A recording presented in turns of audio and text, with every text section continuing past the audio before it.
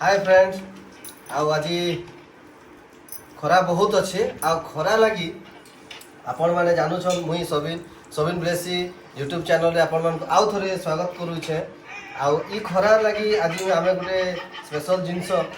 ताने सम्बलपुरी रे कहसन सम्बलपुरी एरिया रे बहुत गुडी जिनस के पसंद करसन सेटा होचे पखाल भात।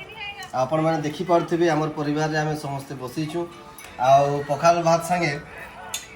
इटा पियाज शाग कहसन पियाज शाग आलू तार संगे बरी मिसई कर गोटे शाग बना है तुन बना है तार संगे आपण देसी देखुथिबे जुगाड़ इटा चटनी टमाटर बरी नून मिर्चा देकर गोटे चटनी बन स्पेशल आटा पियाज शाग पियाज आपण मैंने देखुथिबे आटा खाइला बहुत बढ़िया लागसी आटा आम समस्ते मिसिक खाऊँ के खाब आम यूट्यूब चैनल रे आम संगे कांटेक्ट कर जहाँ के भल लगुचे से लाइक सब्सक्राइब कर